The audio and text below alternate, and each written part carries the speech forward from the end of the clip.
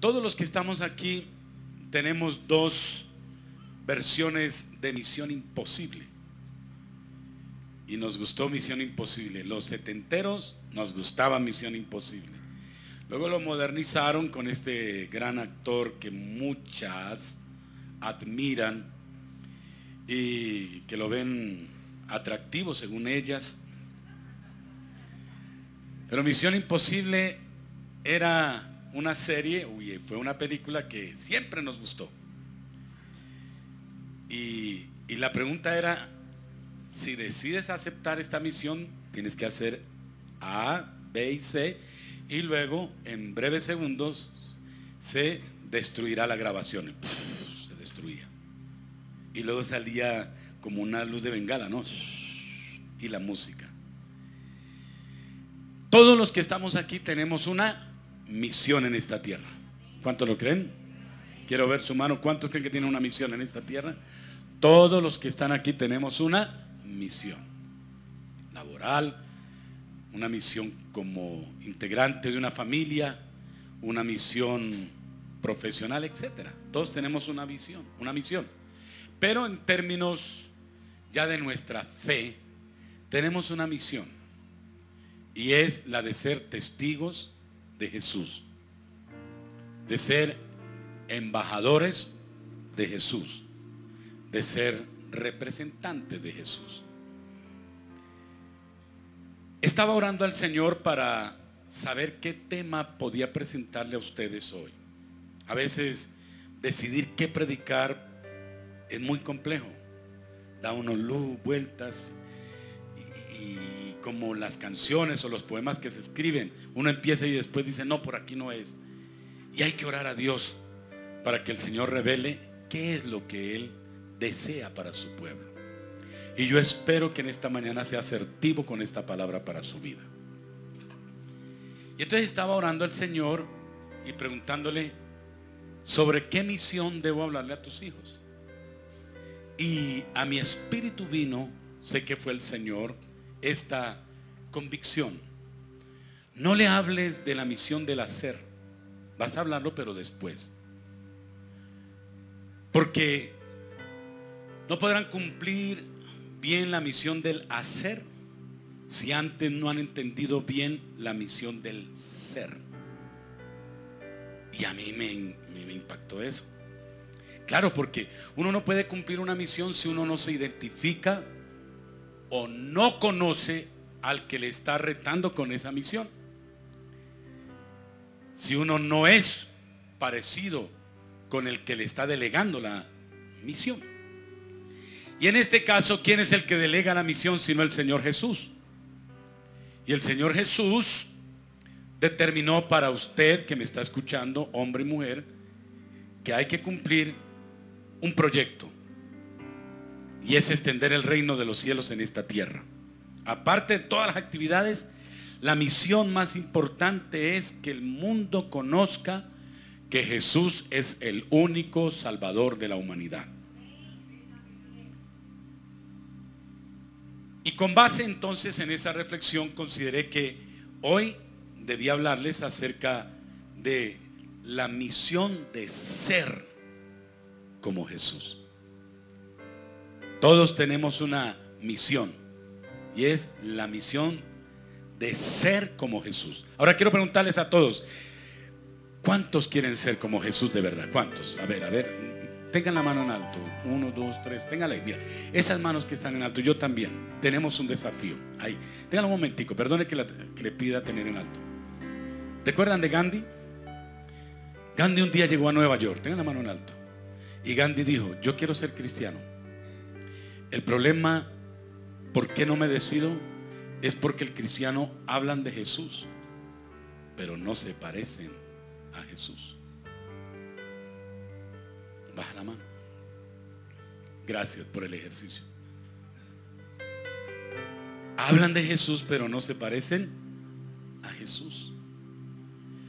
Decimos que somos cristianos como un gentilicio, o también como la filiación que tenemos a este movimiento que configura un estilo de vida. Porque le pregunto a usted, ¿El cristianismo es una religión o un estilo de vida? Es un estilo de vida. Más que una religión, es un estilo de vida. Así que la Biblia ofrece bastante material para inspirarnos cómo cumplir esa misión de ser como Jesús. Pero como es tanto, pues en estos minutos yo no me voy a extender, pero sí puedo dejar por lo menos 3 consideraciones de esa misión para ser como Jesús. Y me quiero amparar en textos bíblicos, 2 que son muy dicientes. El primero está en 2 de Juan capítulo 2 versículo 6.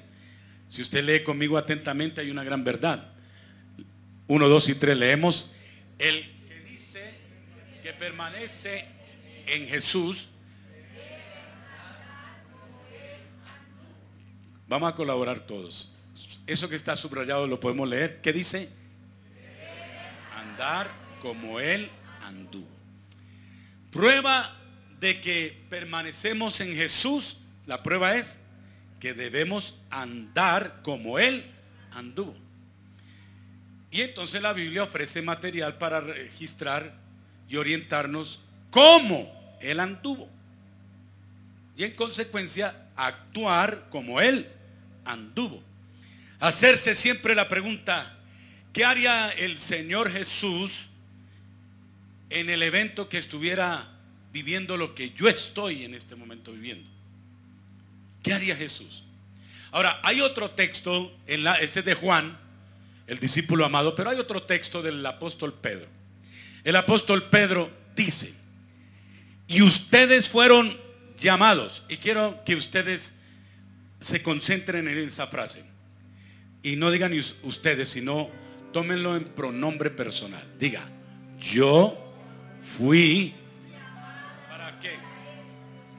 Porque Cristo sufrió por nosotros. Lo que nos dio, bueno, lo que me da un ejemplo. ¿Para qué? Para que siga sus pasos. En esta mañana digan conmigo: Señor, ayúdame a seguir tus pasos. Ayúdame a andar como tú anduviste. Te ayudo. Levanta tu voz diciendo: Señor, dame tu mente. Quiero hablar como tú. Quiero sentir como tú. Quiero vivir como tú. Quiero actuar como tú. Si lo hacemos en esto que acabamos de orar, entonces la gente no va a ver en nosotros adeptos a una religión más. Porque a usted le preguntan: ¿usted cambió de religión? No, es como bueno eso, pero ¿usted por qué traicionó la religión? Pero usted le va a demostrar: no, Señor, no es otra religión, es un estilo de vida. Ya no vivo yo, mas Jesús vive en mí. Y lo que vivo, lo vivo en la fe del Hijo de Dios. Entonces, he estado considerando pastores, líderes, iglesia en general, que en estos tiempos estamos hablando más de lo que circunda a Jesús y no tanto de lo que es Jesús. Si usted se da cuenta que hablamos de las bendiciones de Jesús, hablamos de los milagros de Jesús, de lo que puede hacer Jesús, de lo que me brinda Jesús, pero no de quién es Jesús y de cómo imitar a Jesús. Y por eso es que la gente sigue al Señor, pero podríamos tener mucha más gente llegando a los pies de Cristo a partir de que ellos vean en nosotros no al personaje que está encarnado, sino a Jesús que vive en nosotros. Que podamos nosotros ser como Pedro. ¿Recuerdan cuando Pedro estaba en el patio? Cuando a Jesús lo llevaron preso, una muchacha dijo, una de servicios generales del templo dijo: ese Pedro es seguidor de Jesús. ¿Y qué Pedro dijo? Pero la muchacha, ¿qué dijo? Él habla como Él, se parece a los que andan con Jesús. Y yo quisiera que todos los que estamos aquí seamos identificados no por el temperamento, no por la clase social, no por el título, sino porque vean a Jesús en la manera en que miro, hablo, me expreso, actúo, etcétera, etcétera. Alguien alaba al Señor Jesús en esta mañana y puede decir: yo quiero parecerme a Jesús, yo quiero caminar como Jesús, yo quiero andar en su ejemplo, yo quiero seguir sus pisadas. 1979 entro a la iglesia. No fue fácil, entraba y me salía porque me parecía muy difícil adaptarme al sistema.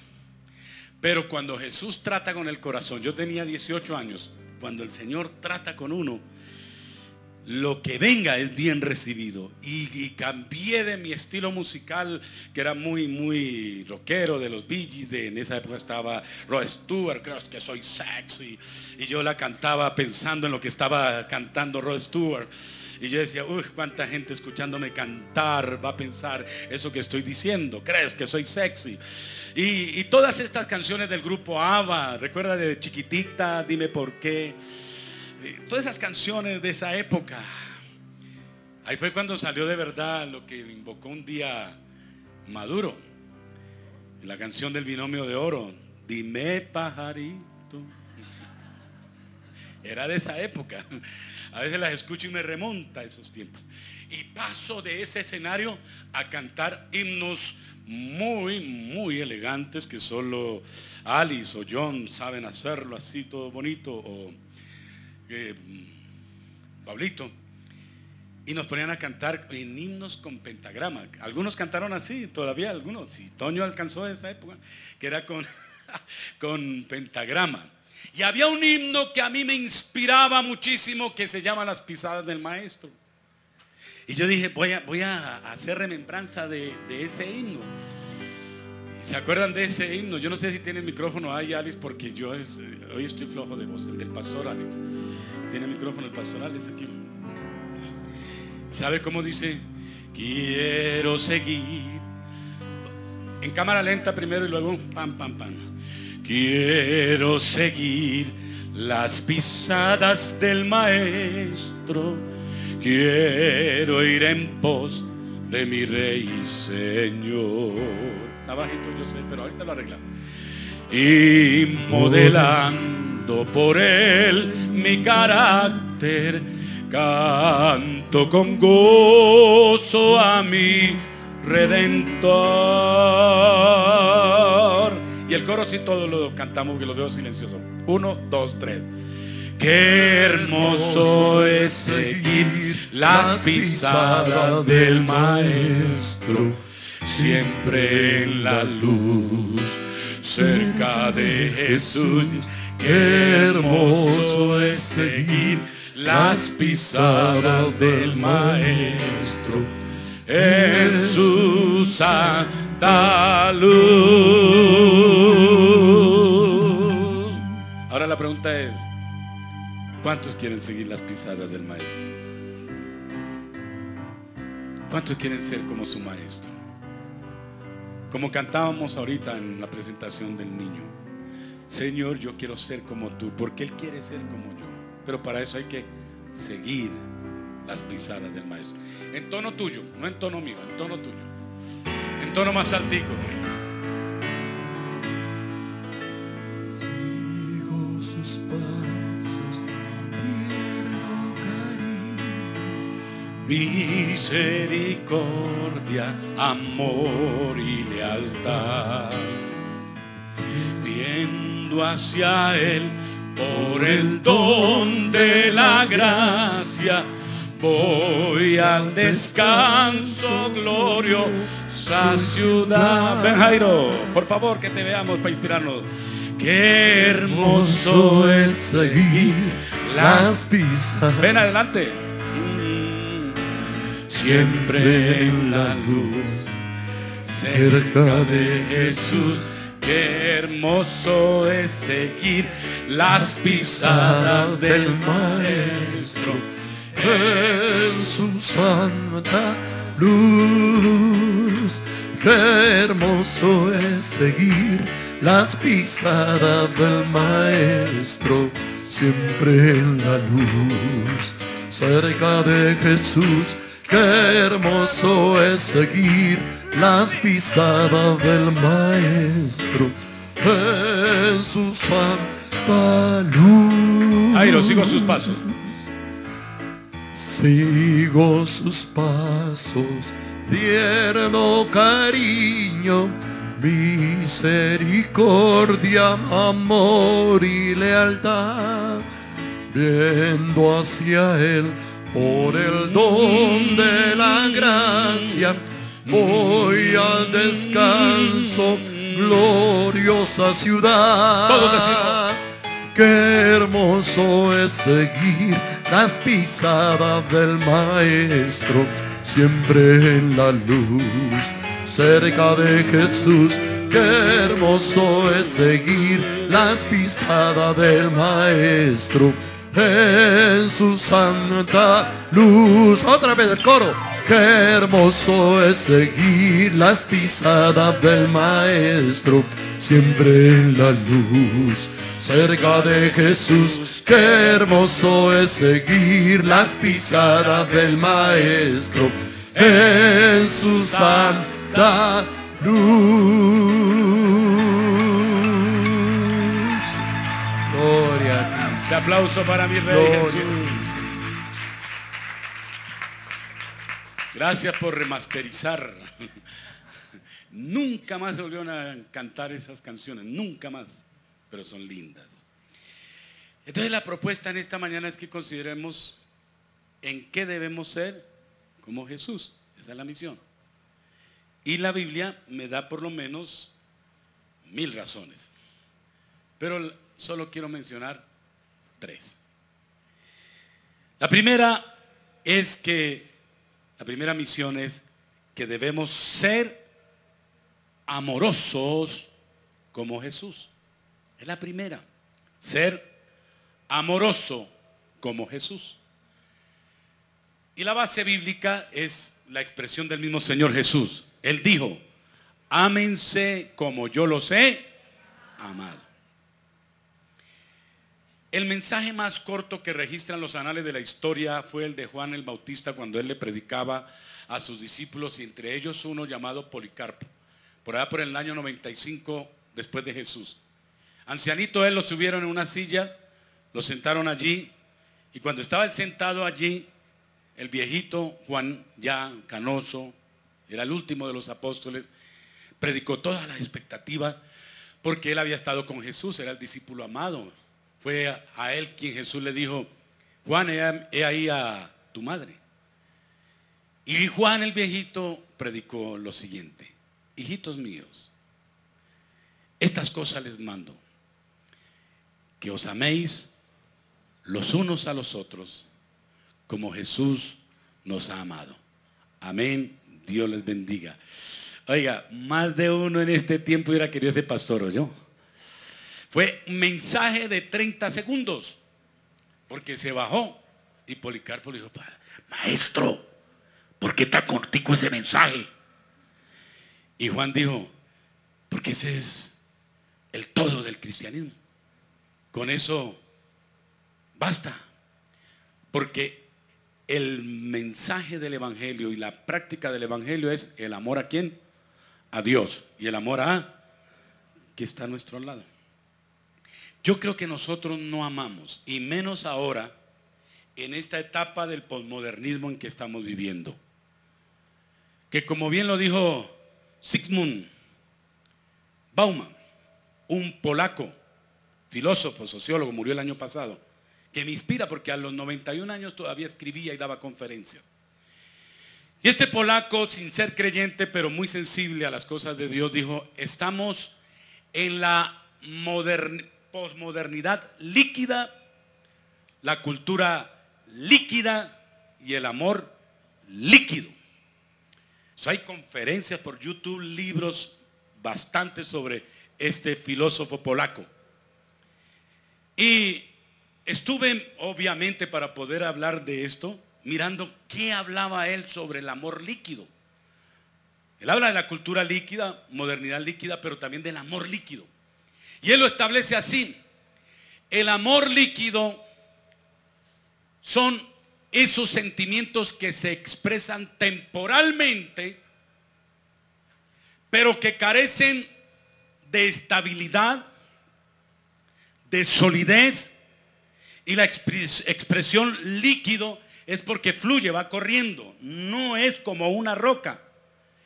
Y por esa razón, explica él, Zygmunt Bauman, es que hoy no hay relaciones estables entre hombre y mujer, por ejemplo, o no hay relaciones estables en los matrimonios, o no hay relaciones válidas, verdaderas entre familiares o dentro de un contexto social. Y hay dos enemigos frente al amor líquido. Número uno, primero, el individualismo en que se encuentra la persona. La persona no quiere tener relaciones porque no quiere que le rompan esa individualidad, lo que llamamos hoy esa privacidad. Y por eso es que hoy nos estamos volviendo como los europeos, cada vez más fríos y fríos en las relaciones. Yo no sé, pastor Alex, que tú vienes desde pequeño en la fe, y yo vengo desde jovencito, tú también desde pequeña, pero cuando antes se hablaba de cristianismo, se hablaba de una familia, no de esa indiferencia rampante que quizás hoy pueda manifestarse en todos los círculos cristianos. Y el segundo enemigo, aparte del individualismo, es el consumismo. Porque por ese afán de que yo tengo que vivir estable, no genero ningún tipo de relaciones. Y eso pasa inclusive en familia. Quizás no tanto aquí en América Latina, pero usted mira Europa y Estados Unidos, se dañaron las familias. Es común escuchar a los norteamericanos decir: por mis turnos de trabajo hay que darle duro y hay que pagar los biles, que son los servicios, hay que pagar la cuota del carro, hay que pagar la renta de la casa y hay que aplicar horarios y no nos encontramos. Y pareciera que eso fuera algo que muestra cierto goodwill. ¿Y qué es lo que está pasando? Que se está levantando una generación sin identidad, que como lo habla este gran polaco, ese fluido líquido de nuestra sociedad hace que no hayan buenas relaciones, que migremos rápidamente de una ideología a otra, ya no hay fundamento ni siquiera en el pensamiento, que fluyamos de un lado a otro en nuestra identidad inclusive de género. Por eso es que hoy hay gente que dice: yo no sé si soy hombre o mujer, yo no sé. Y aplican no el concepto de los antiguos, sino como aquel político negociador se levantó diciendo que la francesa, aquella gran pensadora, dijo: no se nace hombre, sino que la sociedad los hace.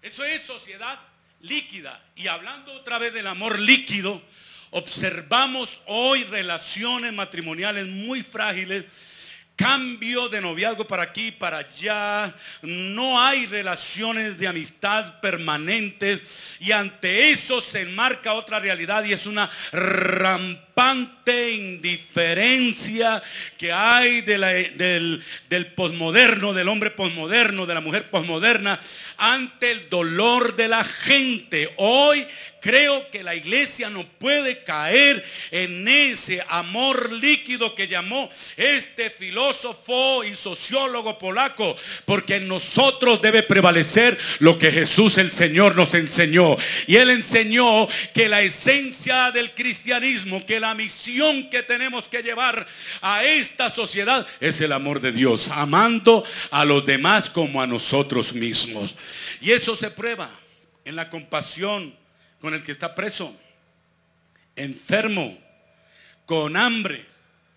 ¿Qué vamos a hacer con lo que está pasando ahora? 50,000 patriotas venezolanos entrando a Colombia, y por el torniquete que han hecho en Puerto Carreño y allá en la frontera con Cúcuta, ayer registraron 21,000 ingresos. ¿Qué vamos a hacer? La iglesia no puede nunca levantar la voz como del impío, la voz de la xenofobia, del rechazo, de decirles: ustedes qué vienen a hacer acá. La Biblia tiene una tesis, una teología sobre el inmigrante. Hay que amar al huérfano, hay que amar a la viuda y hay que amar al extranjero y hay que dar de comer al que tiene hambre, ropa al que tiene frío. Y usted dirá, pero nosotros ¿cómo lo hacemos si estamos también en las mismas? No, declarar eso es desacreditar al Dios de los cielos. Porque hay una palabra que es contundente para estos días, para el pueblo de Dios.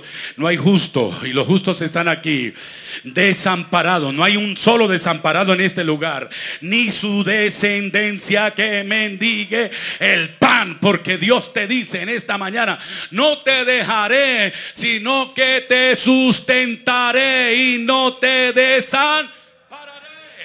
Esa palabra es para ti en esta mañana. Y Dios ante esa palabra te demanda que haya unas buenas relaciones con el prójimo, que nos duela, que seamos sensibles. Si alguien muere, ¿sabes lo que hacía Jesús cuando alguien moría? Iba y consolaba. Anteponía el dolor a su agenda.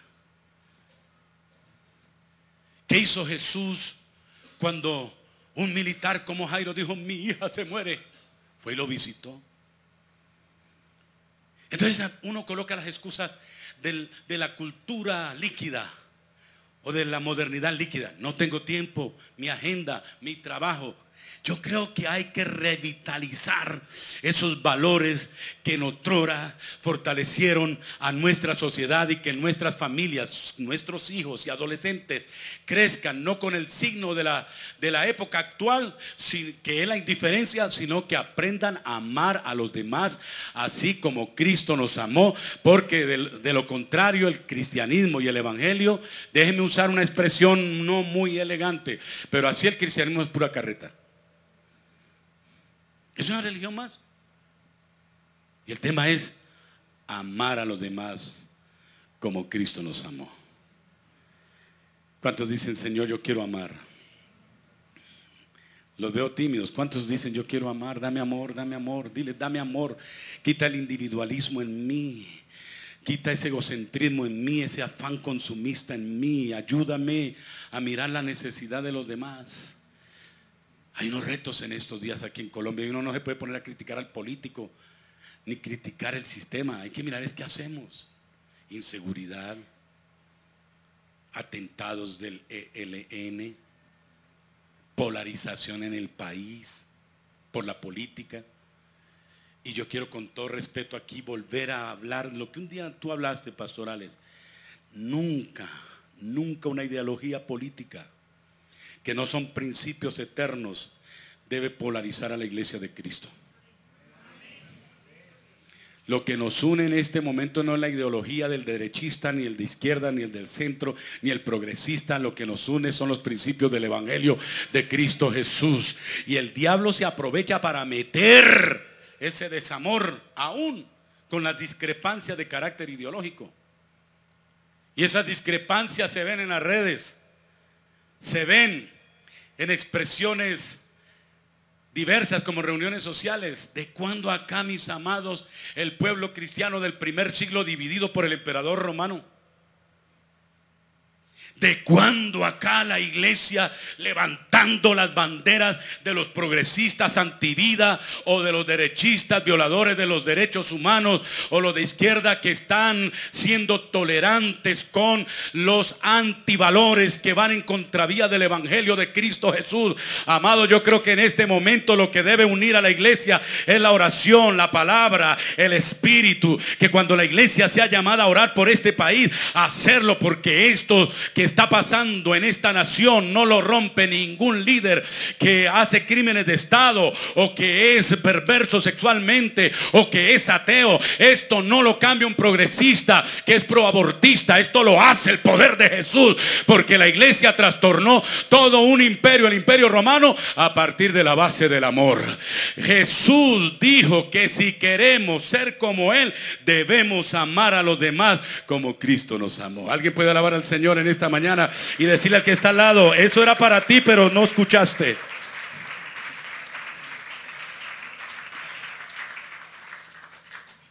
Atento en esta mañana. Segundo, esta primera yo la quería soltar así y yo creo que hay que seguir hablando, hermanos. Pero la quería soltar así, porque lo estoy diciendo en otros escenarios de pastores, lo estoy predicando en otros. Esta semana estuvimos con el liderazgo de todo el país, hablándoles que debemos ser unidos por los principios de la hermandad y del evangelio. ¿Qué tal tu enemigo mío solo por un tipo que pasa de moda, que no ama a Dios, que es un impío, que asesina? ¿Qué tal eso, hermanos? ¿Alguien está aquí escuchándome esa palabra? ¿Qué tal, hermano? Los cristianos con ese desamor insultándose por las redes sociales, acusando al predicador, acusando al pastor que se roba el dinero, acusando al otro que tiene conductas inmorales. Yo no puedo esconder esa realidad. Y yo le digo a la gente, yo no puedo esconder esa realidad. Sí, es que todo el cristianismo no quiere decir la perfección. No todo el que me dice Señor, Señor heredarán el reino de los cielos. Y Jesús dijo en aquel día, muchos me dirán, en tu nombre echamos fuera demonios, profetizamos, sanamos enfermos. Y Jesús le dirá, nunca los conocí, apártense de mí, hacedores de maldad. Entonces yo creo que en el cristianismo hay perversos, hay malos, hay ladrones, hay homicidas, hay desviados sexuales. Porque si el mismo Jesús tuvo dentro de su circuito a un ladrón, no debe extrañarnos eso.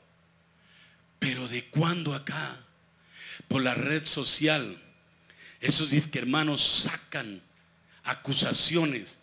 Pueden ser ciertas, pueden no ser ciertas, pero de cuando acá sacan esas acusaciones. ¿Eso en qué edifica, por Dios? ¿Eso en qué contribuye?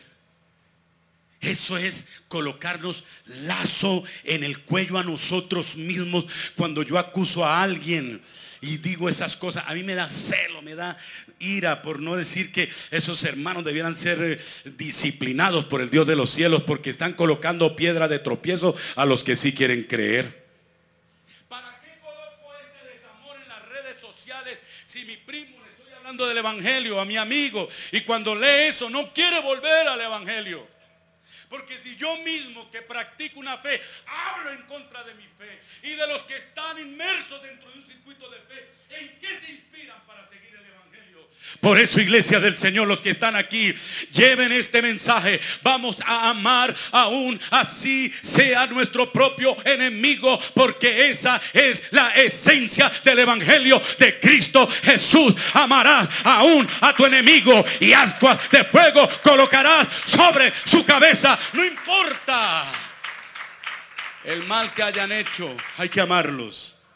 Porque de lo contrario, si no aman es que Jesús dijo, si aman al que le hace bien, eso no paga.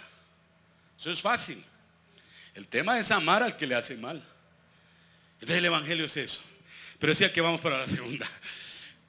Tenemos la misión no solo de ser amorosos, tenemos la misión de ser otra cosa.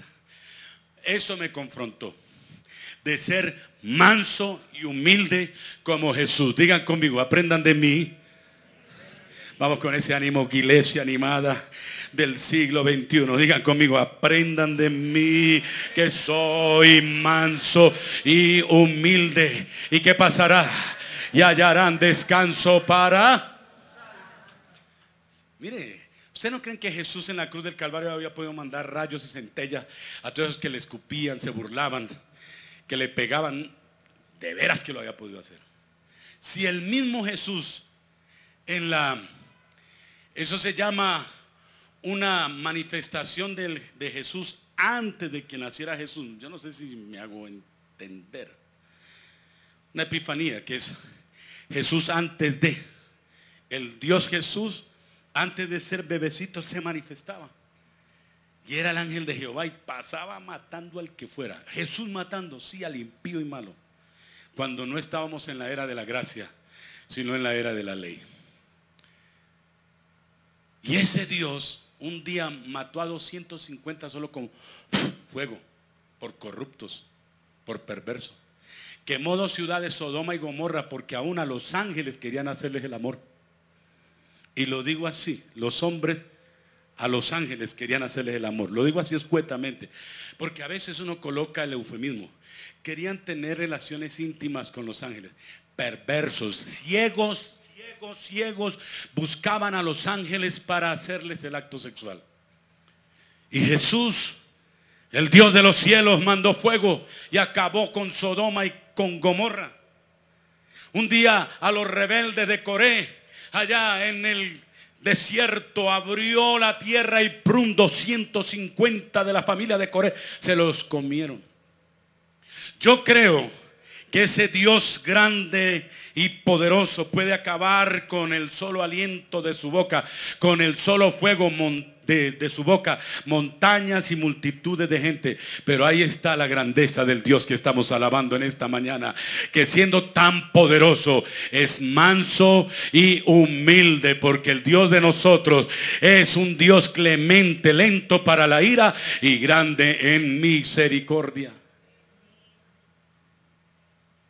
Entonces, si Dios es grande, que hace que la tierra cuelga de la nada, Job 26:7, que hace sonar las estrellas, Job 38:7, que hace que haya un gran abismo, un gran vacío en el norte, como narra Job capítulo 26, versículo 7.